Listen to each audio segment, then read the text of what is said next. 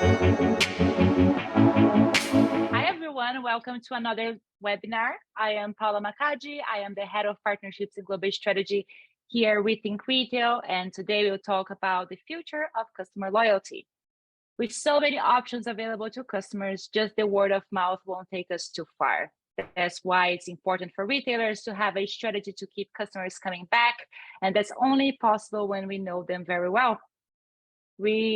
Today, we have plenty of time to discuss this topic. Today, we're having 60-minute long webinar.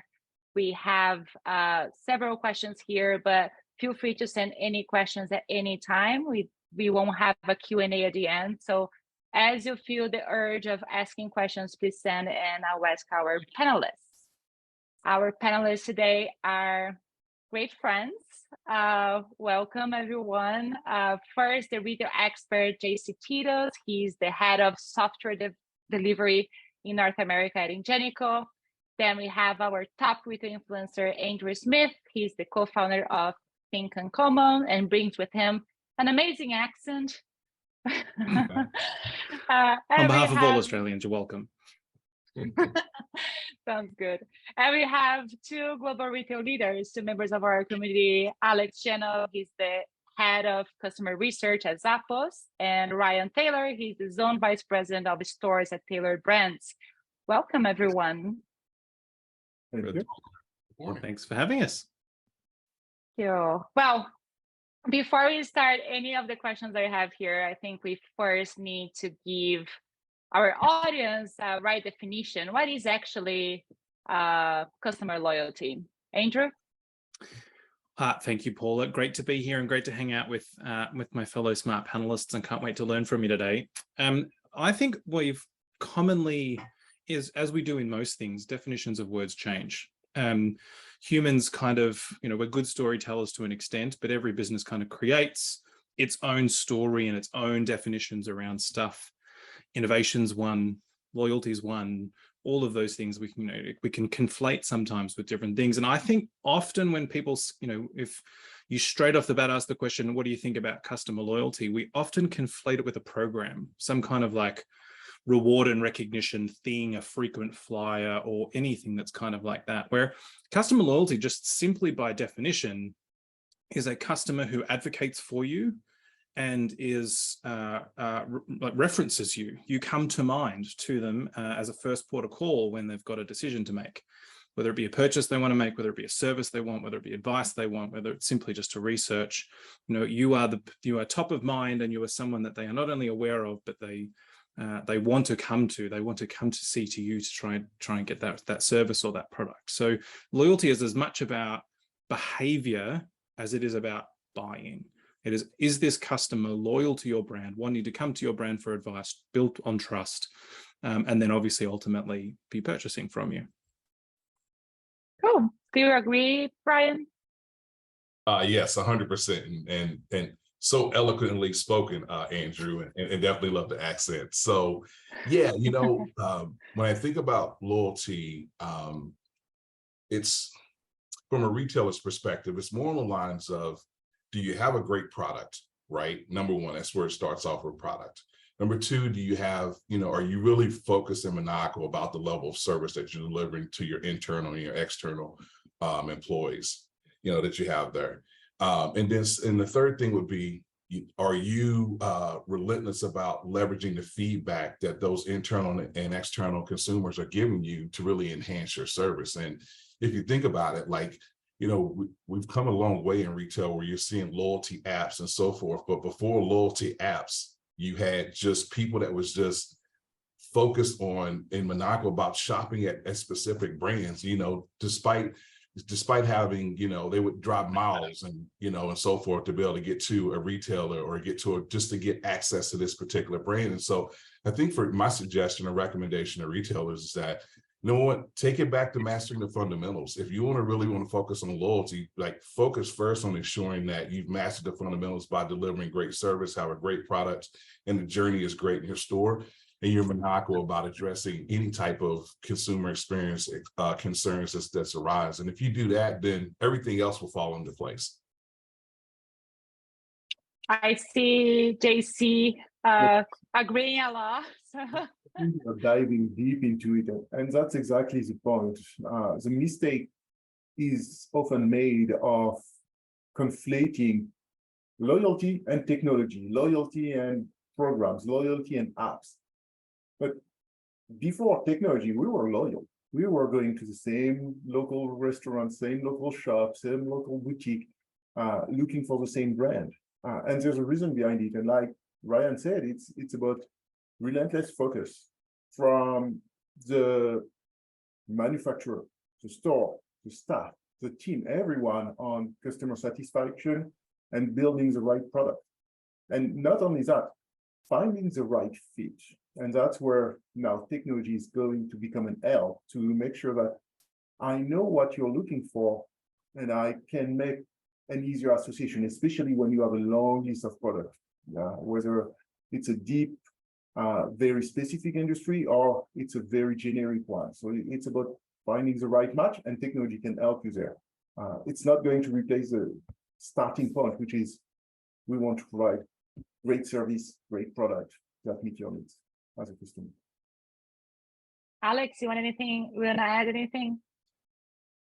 I will, Paula. Yeah, so my fellow panelists gave such wonderful definitions of loyalty, including talking about behavior and focusing on the customer. What I'll add is a more psychological aspect to the definition. And I would say loyalty is a complex construct, and it involves behavior, so how frequently you purchase, but I would say it also includes emotions and a feeling, right? To me, loyalty is, even if you don't purchase, you think about, when somebody asks you who's your favorite, you'll point to that brand. So I think it's both behavior, how frequently you purchase, and then a feeling. And we need to, as businesses, we need to recognize that and start measuring all those aspects. Okay, thank you so much, guys. Those were lovely insights. Okay, Ryan, you gave a terrific answer, and I want to know why. Well, everybody wants loyalty, but not everybody knows exactly how to earn it. What factors you think the industry today most contribute to this uncertainty? I think one of the factors that plays a big part in it is employee satisfaction. And especially in for those out here who are who love brick and mortar stores, who love going to have an experience with consumers and interacting with people. If employees aren't satisfied, if they're not happy, if you haven't empowered them to be able to deliver on the experience that your brand's really rallying around, then it's going to be tough for you to get that loyalty and stuff. And so, I always say that you should strive to never disappoint. You should maximize every interaction with every consumer that you have, and you should strive to never disappoint. If you do disappoint, how quickly can you rectify that situation with that consumer? Because once they leave that door and they leave your business, there's an opportunity that they may never come back. And we all know the old thing that people used to say that, one customer can tell X amount of customers, then it continues to build and build and build and build. And that impacts the loyalty that you have for people to your respective brand. You could have a great product, but you don't have great services, or you don't have great operational efficiencies and so forth. That really takes a huge builds uncertainty on people being loyal to, or consumers being loyal to your brand. What do you think, Alex? As you are the other retailer here on this panel, I'd love to hear your insight. Absolutely, Paul. And perfect fit to speak about Zappos and what Ryan said about service. To me, that's one of those aspects that gives an opportunity to retailers and brands to build this emotional connection with customers. Because you have the transactional, which you can be excellent about that, and you can build, I think, a habit. Customers can build a habit, which to me is different than loyalty. But customer service gives this extra opportunity, this personal touch. And for example, at Zappos, the customer service team is specifically called the customer loyalty team, which recognizes its role. Its role is to build loyalty. Its role is not to solve problems, right, or to answer calls. Its role is to create loyalty, just like the sending a person on the moon, kind of this mission. So I think it's a great point, and I think retailers have to look for ways to really meet expectations, which to me does not really build loyalty. It just creates transactional experience, but then exceed them, which is going to create that emotion. Makes sense. Does anybody want to? Yeah, go ahead, JC. If I may bounce on Alex, you say transaction, and that's exactly it. I believe loyalty, when you're shopping, regardless of the interaction, is the difference between a transaction and a relationship. Loyalty, now you're creating this relationship. You're creating this envy to come back and do more with whoever you're starting to build and grow this relationship with. The only caveat that I'd add, if I may, is that for every brand, it's going to be inherently different. Humans make millions of micro decisions a day, some of them big, some of them small. When we're in our work, we get enthralled by it because we're there every day. We're there for multiple hours of every day, some more than others.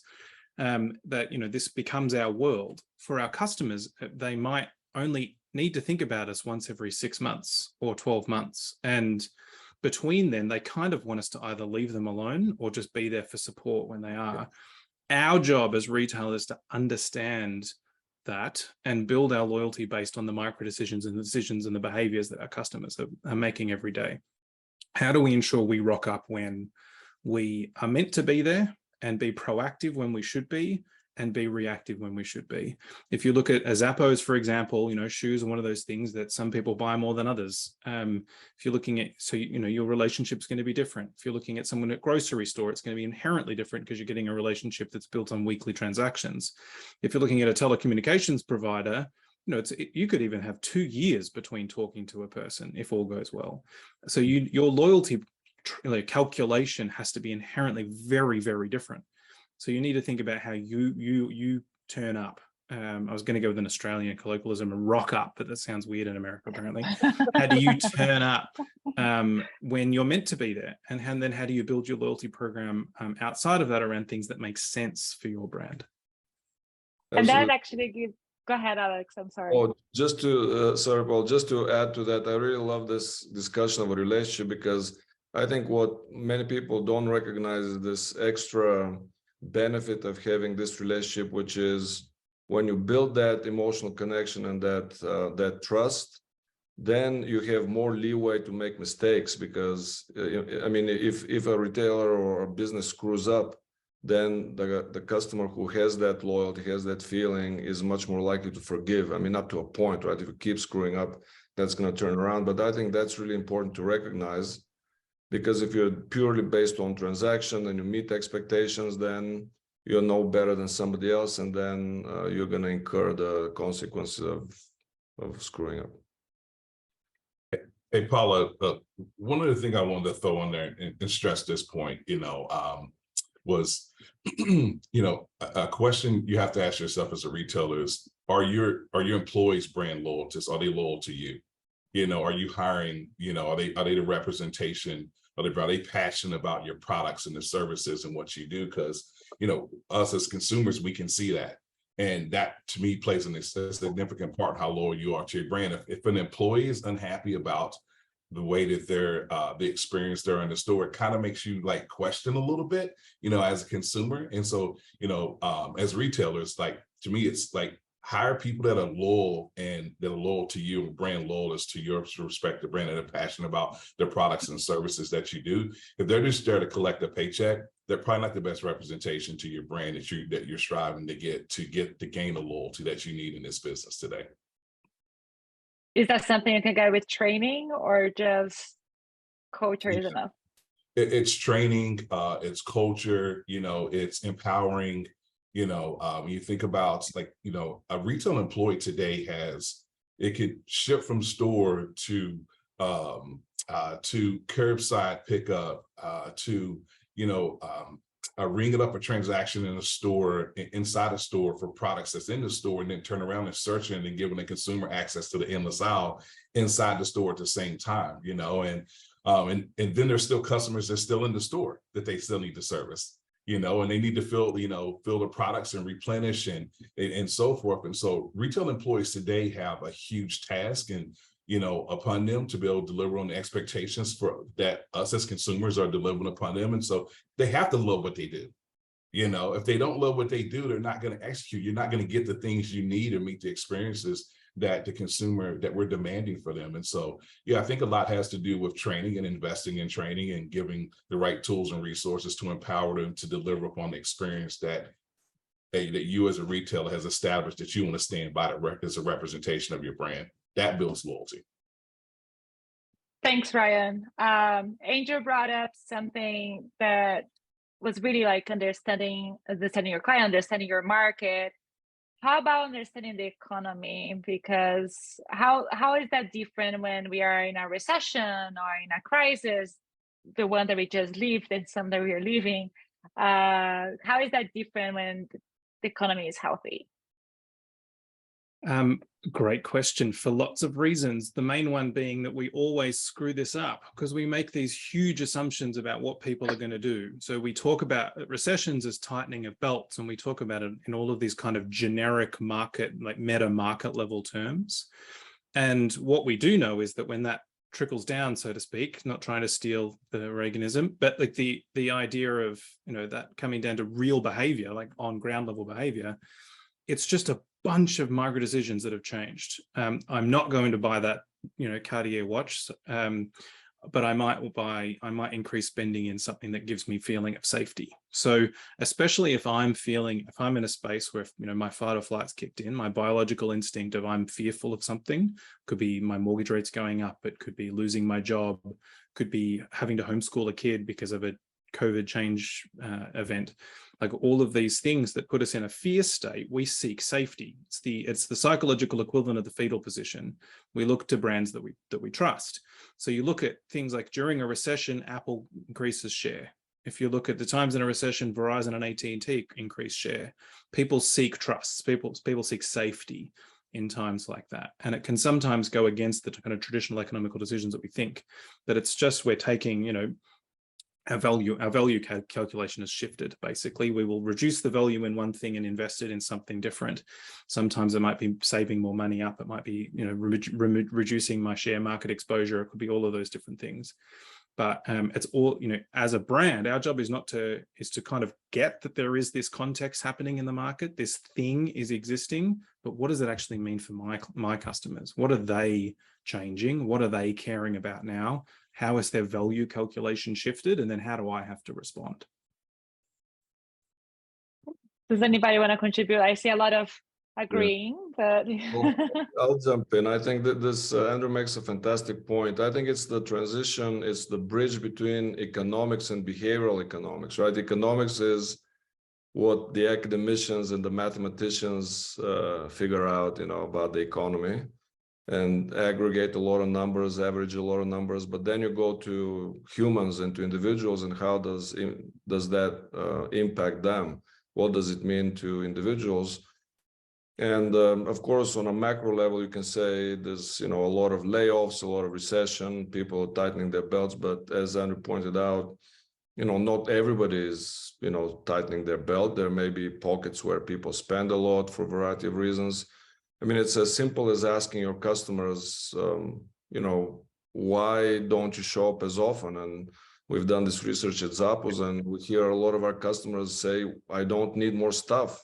I mean, a lot of people are saying, I don't need more stuff, right? And others are saying, my finances changed and I need to save up. And I think if that creates the empathy, and imagine how more relevant and empathetic you would sound if you send a communication saying, we see you, we hear you, versus, why don't you buy more stuff, right? Makes sense. I think, Ryan, you want to say something? Yeah, I think that's a great point, Alex. You know, I would definitely say, you know, economy is, you know, and the things that are going on, you know, it's temporary. It's not always permanent. And so as retailers, the things that we need to do is how do you figure out the ways to stay connected somehow, way, shape, or form with, and keeping your customers engaged, and, loyalty means a lot of different things, right? It could be, or it could be as how you, or currency to consumers can come in a lot of different ways. It could come in price, it could come in knowledge, it could come in access in a lot of different ways and stuff. And so I'd say, like, how do you focus on ensuring that when you're going through those tough times, or you're seeing the things that are out there that you can't impact, like you've got all the data and personalization that's out there. I mean, I think retailers have a lot of data these days, on the consumers, but like, how are you staying engaged with your consumers through that downturn? How are you speaking to them? What are you talking about? And then just being totally transparent and authentic, to them, and showcasing that what's going on in the world today. And so it could be as just, updating and sharing your perspective, on things. And I'll tell you, that's been tough. A lot of retailers have shied away from that, but some have leaned in, and it's actually voided them well, because, in this day and age, consumers, they're very choosy about where they actually spend their wallet share. And, if you're not committed and tying yourself to something of purpose or something that's out there, they may choose to spend their wallet share somewhere else. Yes. I heard what you said about purpose, and it really speaks to me. I think the mistakes we can tend to make is to assume that, oh, my loyalty program is in place. I'm having this one-on-one, 10, 5, maybe an hour, 2 hours with my customer, and I'm making all the best efforts to make sure it's working. Then customer walks out, and I don't use the information I have. I don't use the knowledge to keep building my brand and keep staying on value and keep staying true to what I'm going to bring to this customer. So it could be any investment. These days we see environment has been key, social engagement, and it matters to some customers more than others. And if I'm not using the information I'm now collecting thanks to technology to actually feed it back, not just to the cash register, but beyond that, to my brand managers, to my product manager, then I'm losing a massive opportunity to actually build loyalty based on the information I'm collecting with each relationship. And I will throw another 2 cents in, if I may. Speaking of wallet share, we rest on our laurels a lot here too. Hubris comes into this calculation way too often, where, like, if I'm facing a retail client and they talk about loyalty, they'll say our most loyal customers spend, X times the amount of a normal customer, and they return X times more often. And then a simple ask of the question, what is that comparative to what's possible? And people go, oh, I don't know. Because we get excited that our loyal customers or our rewards program customers or whatever are spending this certain amount dollars more than everybody else. It's like, well, is that good? I don't know if that's good. I have no idea. Look at your data and tell me. And we just don't take that extra step. We don't go that little bit further to understand the why behind it, the behavioral elements behind it. Why are those customers more loyal, and what are the things that are driving it? And how do you elevate that in more areas of your business so that you can get even more wallet share? Thanks, Andrew. And when we're talking about customer loyalty, it's always natural to talk about either acquisition or retention of clients, right? And traditionally, I think retailers have focused a lot on acquisition of customers. Alex, do you think that is changing now? I don't know, Paul. I don't think I can speak, to a global trend or that, but I think something that Andrew mentioned at the beginning is really important here, which is thinking about churn and about retention that's a very tricky concept, right? It's much more clear-cut when you have contractual relationships, right? You sign a contract and then you have a customer, and then the next year they don't sign a contract, then that customer is clearly lost. But Andrew pointed out that we have so many choices. So why do we expect somebody to be buying just from Zappos, right? That's I don't know if that's reasonable. It would be great for Zappos, right? But it's not. it's not reasonable. So the question is, with all those choices, I think that you need to strive to provide these great benefits to customers, to build this trust. Maybe to when you ask the question, does Zappos always have my best interest as a customer in mind? They always agree, and they say I recommend Zappos to others. And then who's your favorite retailer? You say Zappos is my favorite, right? Then you're gonna see those customers going to you more often. But it's key to understand why people, go to buy clothes in brick and mortar stores, right, versus online. What are those friction points? And at the end of the day, it's how can you help customers improve their lives and feel better about themselves? If you crack that, then I think the question about acquisition versus retention becomes kind of a moot point. Anybody wants to add? Okay, I'm already standing, so if I give you a standing ovation, it's less effectual, but I would anyway. Outstanding. I think this is always one of those things where I sit there and go, this is like a really, like, I understand conceptually why we do it. Acquisition is expensive, retention, is less expensive and therefore more valuable to us as a business, and all those kinds of things. I can understand and comprehend the logic, but at the end of the day, the pathway to both is the same thing. And I'm seeing so many brands now and retailers thinking net promoter and that kind of advocacy element, that was really helpful to understand, moving from brand awareness to brand love, all of those things are really good measures to help us kind of build the picture of how loyal and what our customers think about us. But when it comes down to it, just ruthlessly, when you're sitting in a room, I'm a behavioral economist. I sit and interview customers and observe customers all the time. Effort is everything. And to your point, Alex, if you just shift to a net effort score and just start, how easy was it to do your thing today? You see brands change return patterns and acquisition and retention patterns immediately, because that is a greater driver towards loyalty. It's like, I love this brand because returns are easy. If something goes wrong, because service is easy if something goes wrong, because getting it is easy once I've ordered it, because at checkout is easy, because of all of this stuff. That's the kind of stuff that drives the love. There is a beautiful bow around that present, of course, which is branding. But at the end of the day, loved that, Alex. That was beautifully said.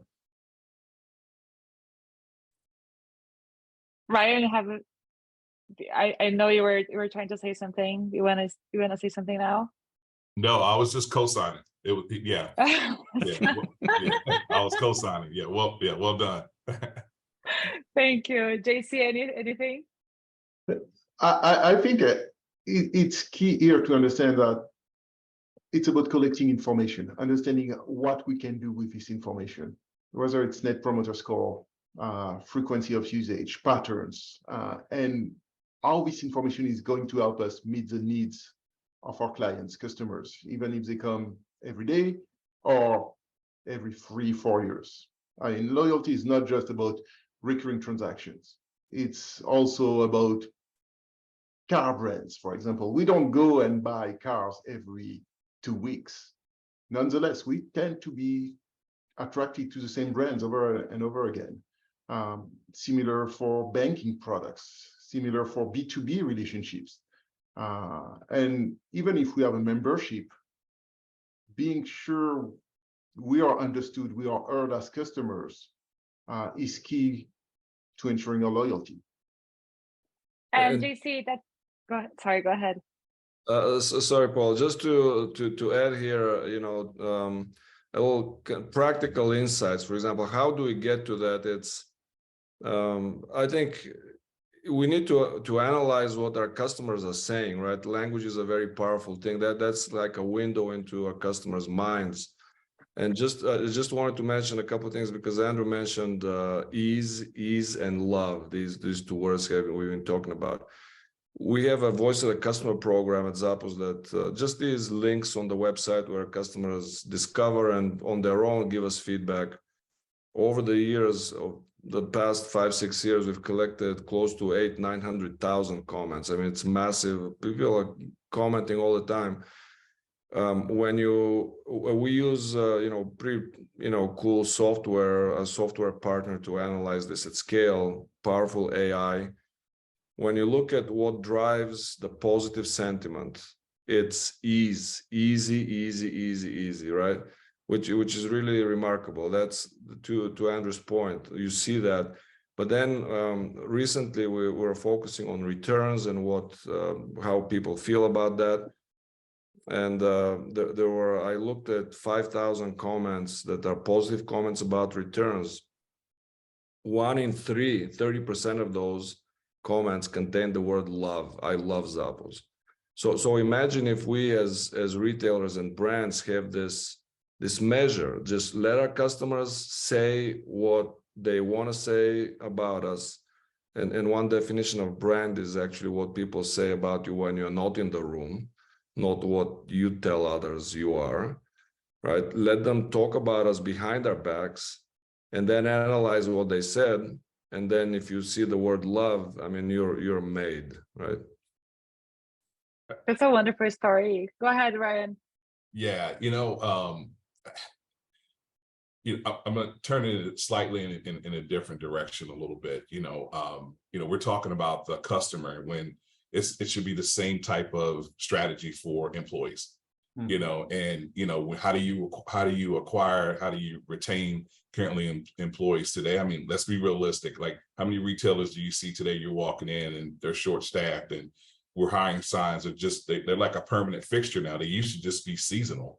They're like a permanent fixture now. And so, the things that, like, how are you showing what are the competitive advantages and the cultural differences and the things that you're doing at your brand that's actually wanting to have employees, people want to work for you, and then they want to stay to work with you. And ways you can do that is like, leveraging your surveys.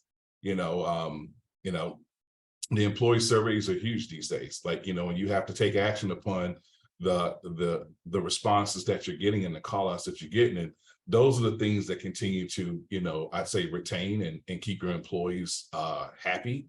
And if they're happy, of course, as I'll continue to say, they're going to deliver a great experience to your consumers. But, as retailers, think about acquiring and retention. What are your efforts towards your actual employees?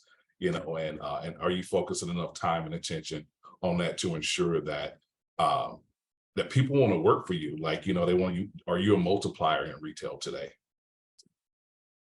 Yeah, thanks, Ryan. I would like to shift the conversation a little bit to the technology, right? How that's why I would direct that to JC now. But I would love to understand how this omni-channel engagement that the technology can to help us retailers to communicate better and understand better the customer. How is that transforming retail? How is that different between stores before the e-commerce boom and the brick and mortar stores of today? Yes. So I think first off, we've been talking about it. It's not about technology first. It's technology second, technology servicing the brands, the retailers, to create this relationship that will grow into being a loyal kind of relationship. And unfortunately, we tend to oppose brick and mortar and online commerce. And we tend to say, oh, omnichannel is new. It's not new per se. It's an extension of this relationship. It's an extension of the store. So as I grow as a store, I find new channels to reach my customers. And technology is there to help you expand and use these new channels of communications, whether it be your website, e-commerce, or your social media, or even your phone lines. Maybe you're still receiving paper orders, who knows? But are taking calls to receive orders. And I still call some locations, specifically restaurants, to say, hey, I want to make a reservation, for example. So how do you make sure that the information, and regardless how you're reaching out to your customers or how your customers are reaching out to you, you have a full picture of this individual. So I may be going to a McDonald's, but I may be using an app. McDonald's doesn't have a delivery app where I live, but I'm using a third-party app.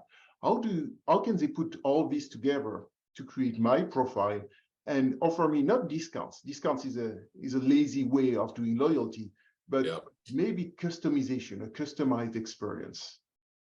So I heard, I think it's from Ryan. He said, yeah. Ryan. We all agree, Ryan don't we? Yeah. Discount is lazy.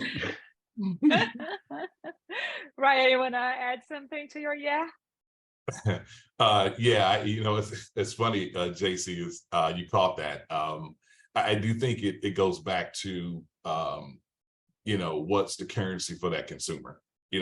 Currency for some consumers may be value, and yet it may be a small percentage of them. And so, I don't think for some retailers or some brands that are out there, they never go on markdown. They never have any type of a sale, right? And their currency is they deliver the currency to the consumers is that, they deliver a great product, and people are excited about it. They love it, and so forth. So I do think, it depends on what your currency is. That plays a big part into it. So.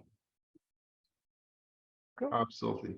So, and technology is here to help you build this profile of this customer. So now collecting information is, I'm going to say, somewhat easy, because you can very quickly create a profile, start collecting what did you purchase, what was in your basket, what is the frequency of your purchase. I may even be asking you questions about your income, your preferences, your taste in music, clothing, etc. Now, using this information is where the challenge really lies, because that's why we see a lot of discounts. Discounts are easy. How do I tailor this experience to say, hey, you went to this specific store or locations, you purchased these elements. We believe you would have a great experience if you're traveling in this hotel, in this restaurant. If you are shopping for specific clothes, it's back to school. I see you have kids. And by the way, I may be able to tie you with a service for scholarships or after school programs. So how do you really take this information and make it something that's going to enhance the experience of the customer and therefore create the loyalty? So I couldn't agree more. I think this is, the point about, first of all, it's easy to collect information now because we have this thing called the internet, right? And you can ask this question, but then how you use it. And I have another story for you. So we live in Las Vegas, right? There's so many restaurants, Michelin star and so on. And we're gonna celebrate our wedding anniversary with my wife, made a reservation at a famous, chef's restaurant. They asked us, they have this box, is there occasion? We said, yes, wedding anniversary. We show up there, they made us wait. They said, oh, we're here for the wedding then, for your anniversary. And then they sat us at a really crappy table, and there was no acknowledgement after that on any of that. And so this is how it can backfire, right? Because you ask for this information because it's a checkbox. Somebody, like the person who's leading the loyalty program, thought you had to ask, and then nothing happens, which makes it worse. It wasn't right. It wasn't nothing. Not even a free glass of champagne for the couple. No, it was just there was no acknowledgement, and then we had to say, even ask for a better table. It's almost like this. Oh wow. This, right? You see how it can actually backfire, and that goes for any information. When you ask for somebody's birthday, right, and then never send a birthday card. You can really mess up that way, when we talk about emotional connections. Especially when you are asking for it. Like if you're retrieving that information, you are setting a very clear expectations you're going to use it. And if you then proceed not to, and I probably go back to saying that the person at the front of the restaurant may not be as loyal as the ones that Ryan's talking about earlier, because they don't care, they're not following through. I think the only other thing I'll build on this is, like, there is I also don't want to override. Discounting is actually incredibly important strategies to many retailers for their loyalty, and it actually needs to be, and it should be continued. But there's also, don't fall into the trap of friends like Bed Bath & Beyond, for example, which had to use it to simply keep the lights on, which only can ever last so long. It's got to be linked to other behavioral things. The discount elements is the kind of the hard reward. There is a million soft reward options that exist there, such as a free glass of champagne that when it's your anniversary, and then every other time you're there, I'm upselling you to a very expensive bottle of wine. Like there's all of those things. There is a bigger picture to it, I suppose. There's not just those kind of hard rewards that we kind of usually think of with loyalty. It's the little touch points along the way. If you think of Disney's loyalty, for example, it doesn't come from a gross discount or a bundle package or whatever. It comes from these tiny little pits of 1% of joy that they add into every experience. A line at Disney World feels inherently shorter than the same length of time as it does at Universal, because they invest in little things along the way that make the line, because they knew that wait time is going to be a detractor. Wait time is effort and a detractor. So how do I eliminate those things? Finding my car at the end of the day is a detractor. So how do I eliminate that and make it easy and simple? Like all of those little thoughtful things along the way also build loyalty, because they're creating this experience, this holistic brand experience that matters. Doesn't matter if you might have a hard reward. You might be a Walmart or someone who, should absolutely create and continue to create loyalty, because value of price is your value proposition. And that is why you exist, and therefore having those hard rewards are important.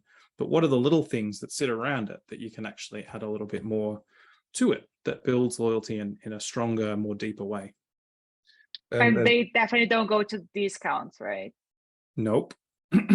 Exactly. Sorry, Alex.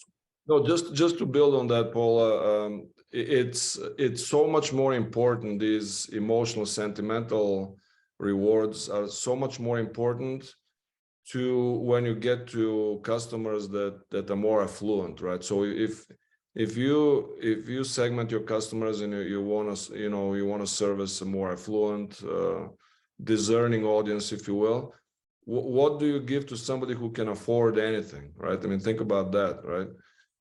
The discount may be insulting, right? We get again into the psychology of the consumer. So think about for those people, then the sentimental little things that goes back to interpersonal relationships, right? What do you gift somebody who you don't know? You may give them cash and say, go buy yourself something nice. If you do that to your significant other of many years, then you know how well that's gonna go. Here, honey, here's $100. Go get yourself the anniversary gift. You're gonna be in the doghouse for a little bit, but I think if you remember something that they said months ago, and then you kind of register that, and then they forgot about it, then you bring it up and you give it to them, then this builds these feelings of gratitude and loyalty. Yeah, A feeling is special, really, right? Go ahead, JC. It's a journey. It's a journey for both the customer and for the retailer or brand. You cannot just say, like it happened to Alex, oh, I'm going to invest in this loyalty program. So when people make a reservation, I ask them what is the reason, and not follow through. You are not ready for that program. So pick the right one to begin with, and you will grow through it. And for the customer, it's also a journey, because not everything is a great reward. I mean, if you want airline drink vouchers, just ask me. I have a bunch of them. I will never use them. I don't use them. So travel a lot. See, it seems you and I are quite different, JC. Oh, if you want, I can send them to you after. Yeah, I'll DM you my address, JC. It needs to make sense for both parties. So I need to be ready as a brand or retailer to actually do the exercise and do the work that will bring joy, these moments of joy, like Andrew was saying, to the customer. And as a customer, I need to be ready to receive. Sometimes it's my first purchase. I'm not ready to receive 20 emails, a coupon, booklets, and everything, because it's my first engagement with you. I don't know you yet. Maybe something smaller, something more relevant to my first experience, saying, hey, thank you very much for coming. We offer lots of services. How do you like this first product you got from us? And start there. It needs to grow for both sides, for both parties. And I think we go ahead. Sorry, Paula. I want to go on just a mini little rant. I think that's such a beautiful point, Jesse, about all this wasted money and effort and all of those kinds of things that we put in. And it's like I would be doing myself a disservice by not talking about the why, like the how of doing things. We don't deal with the what. I'm very lucky that in my line of work, I just help with the how bit, how you implement stuff and like think about the implementation. So many people create these loyalty programs like drink vouchers and all this kind of stuff, or those tick boxes for anniversaries and all that kind of stuff, and go, well, we've done it, we put it on the website, we're good now. And we just miss all of these implementational steps. Implement things properly. Think about, how does this idea that we've got not just kind of physically come to life? How does it manifest into the experience? What is every little bit? How do we communicate it effectively to our teams and to our customers? How do we do all of those kinds of things? And then the second one is, we're living in such a ridiculous attention economy of like, getting people's attention is so freaking hard. Yep. And like to waste it on like a spray and like hope for the approach of, hopefully something sticks, it's never going to work. You need to be so meticulously thoughtful about what it is that you're going to do when you've got that moment of attention, that 1 second that you've actually got the customer's eyeball away from TikTok or on your TikTok for that matter. What are you going to do with it? And how do you make sure that that is a really, really clear kind of pathway to action? That's a very complex job. Yeah, it's fine. But I'd love to know, I know that there's a lot of talk today about the modern storefront, the digital storefronts that merges the personalization of e-commerce with the immediacy of the brick and mortar, of course. And what features of this next generation are most important to customer loyalty, Ryan?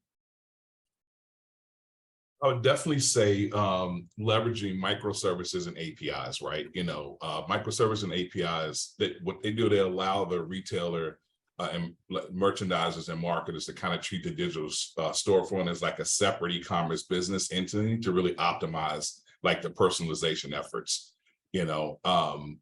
If you think about it today, we're collecting a ton of data, for our consumers. And as I think Andrew shared earlier, like it's tough to get the attention. When you do get their attention, how have you made it personalized? Everybody likes to feel special these days. The more you know about me, the better I feel. It's when it comes to shopping, right? I says click rate is going to be a heck of a lot better if I'm leveraging personalization on the digital storefront to really show you the things based off of your shopping history, your search history, and so forth, that's really going to leverage to get your attention to things that I know that you have interest in. I would say a headless CMS, I'd say is another one, where retailers can quickly update and personalize their storefront, on their particular site. So those would be a couple of things that I would definitely say are pretty critical of for retailers today to use around digital storefront technologies. Cool. Does anybody want to add to Ryan? We got 4 questions from the audience. So I want to go next. Go ahead, JC.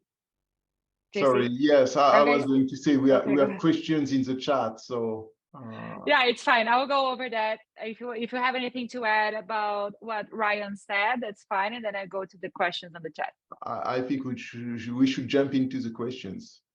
So yeah, now that we're talking about it, right? So Anne is saying, thank you all so far. I have one question. How do you evaluate earn and burn points mechanisms?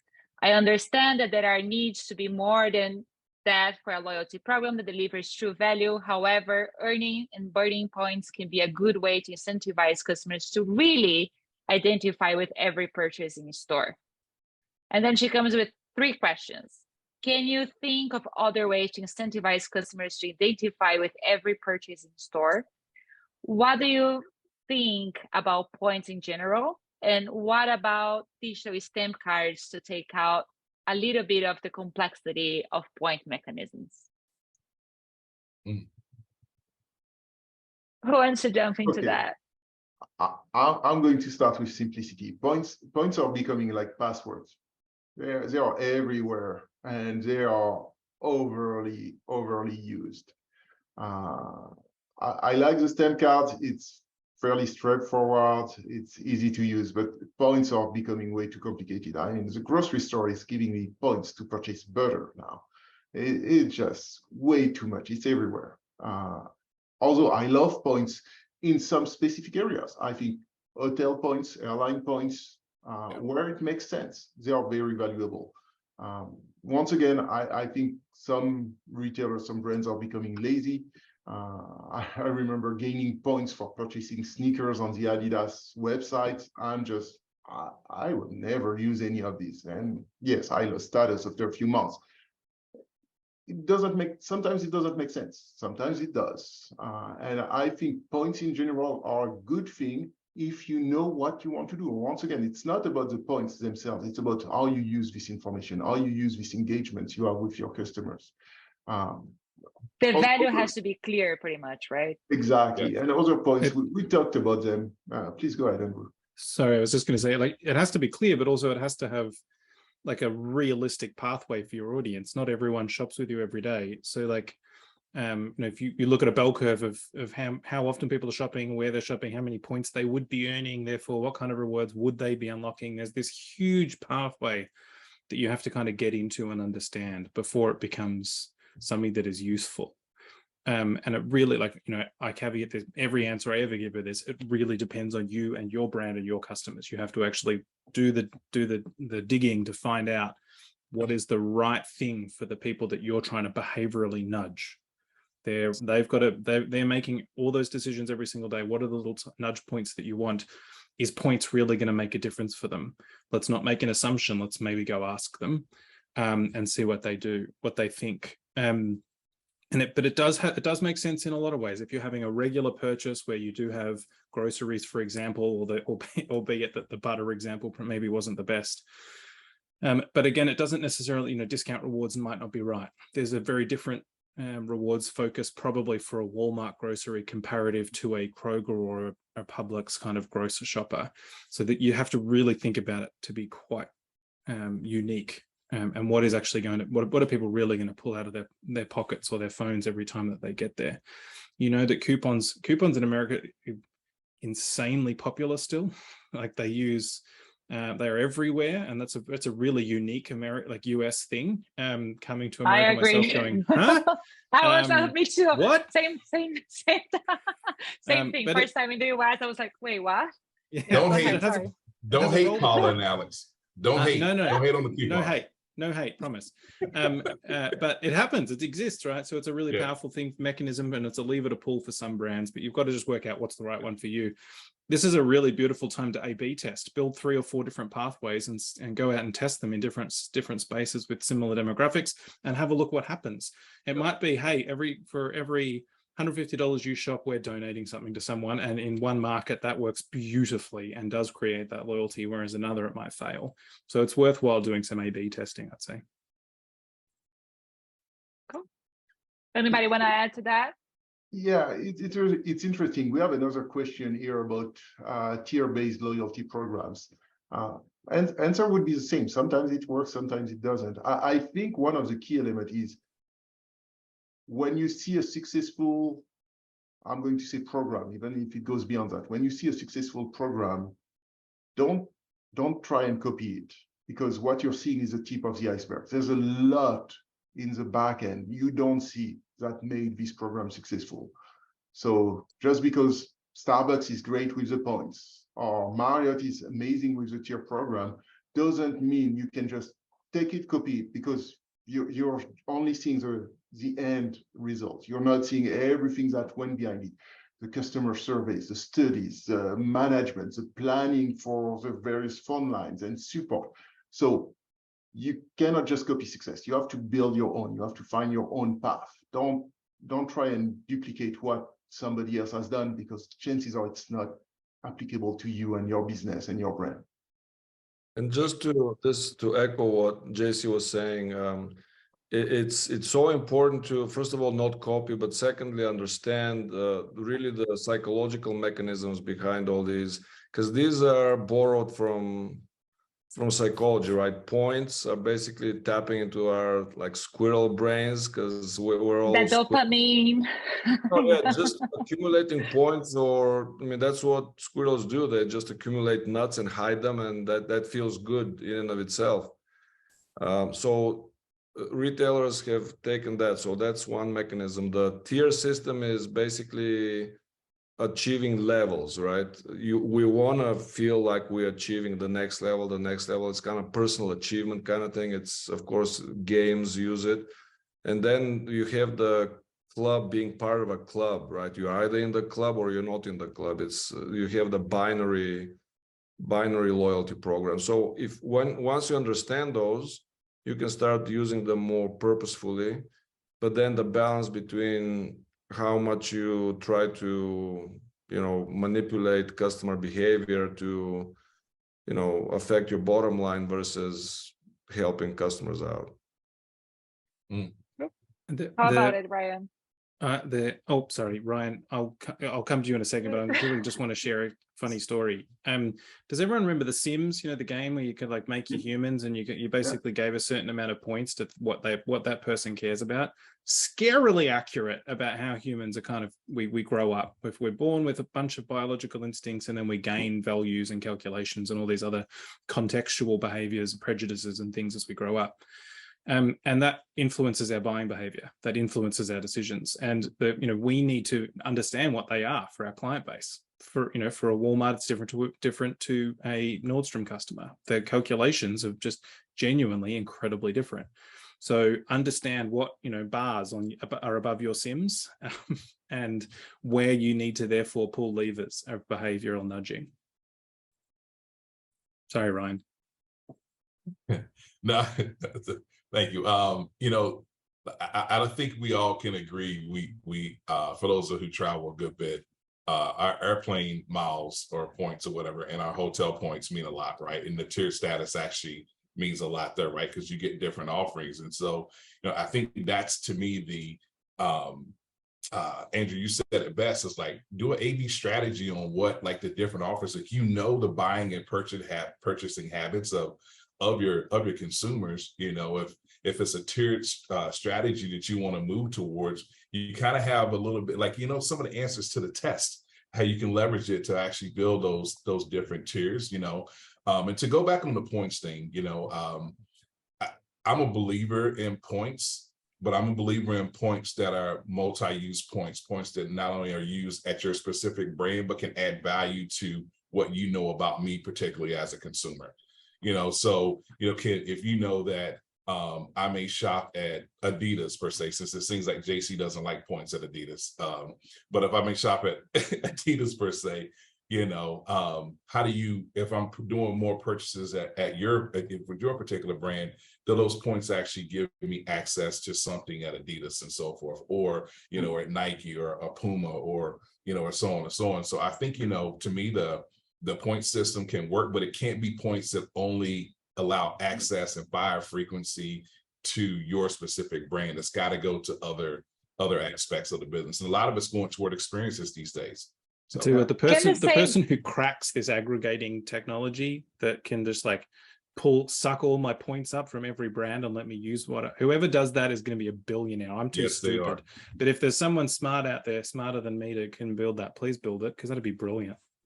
Yeah, multi-brand points are fantastic. Yeah. And I wonder if this is... Go ahead, JC. Just to answer, because we're almost at time, and Emily asked the questions about involving staff. Yes, please do. They know your customers. They talk to them all the time. And before all these technologies, they were the ones creating the loyalty. I always say that I go to this local coffee shop. It's a Tim Hortons, of course, I'm in Canada. And they know my order by heart. I don't even have to ask. I walk in, it's typed in. Yes, I'm going to scan my app, pay with it, get some points, so I can get my next coffee free. But the loyalty, the reason I go there is because I know the staff by name, they know me, and they know what I'm going to order every time I walk in. So yes, please involve your staff. They know your customers best. All right, Cool. and I want to finish this with the last question, Andrew. Do you have something really quick to say? Very quick. Bring left. your customers in too. We're always scared to bring customers into a room, but they love it. They bring their voices and they feel heard. They get the chance to, and they'll tell you all of the insights that you would never think of in your wildest dreams. So bring your customers into the room as well. They're not scary. They're actually really nice, most of them. Yeah, they are more willing to give you feedback than you think they are, right? Like that's Alex's example, that they had so many words with love. That's wonderful. But to the last question, I want to know what technologies are making the most exciting thing for customer loyalty. I want each of you to respond. JC, you want to start? Sure. It's going to be the one that's flexible and will adapt to your brand or company's objectives. So you don't want to be stuck in one technology. You want to be using something that's going to be flexible, open, capable of interfacing with cloud services, solutions, other brands and partners. So you need to find the right technology partners that will support your program, and not just pick one because you know what? Oh, it comes with a checkbox and I can present Alex with the option to select anniversary. So, cool. Andrew, you want to go next? Mine will be whatever takes all of your personalized data and turns it into an informed suggestion. That is by far something that we've tried to do. We're still scared to kind of throw personal data into it because we don't want to be creepy. But like that, the one point where we get to, and there's going to be a bunch of technologies that enable us to do it, but the more we can kind of take all that personalized and then inform that kind of next best action style conversational piece that you can then inform, throw it up in front of your team members in stores or digital chats, or even just web. I think that will unlock a level of personalization that we haven't been able to do just yet, that I think will create incredible loyalty. How about you, Alex? Yeah, I would say yes, meaningful personalization that goes beyond just best guess recommendations. Let's stop like averaging experience and try to get to that more meaningfully personalized level. Cool. How about you, Ryan? Well, going last, JC took my answer, but I'll piggyback on that one. I would definitely say whatever, as a brand, whatever aligns to the journey or the experience that you want to be known for, in the industry today. I think, we've seen a lot of retailers, and I think Andrew said this earlier, seen a lot of retailers from a technology standpoint, they don't really have a good technology roadmap. They're just going out and just throwing, mud to the wall and seeing whatever sticks. And so you got to make sure that you're authentic and true to whatever journey you're trying to deliver in this representation of your brand. And that's the loyalty technology I would say that as a retailer, you need to lean into. That was a wonderful 1-hour conversation. Thank you so much for your insights. I could do 10 more hours of this. Thank you so much for watching. We appreciate you all being here. Thank you, Paul. Thanks for having us. Thanks for having us.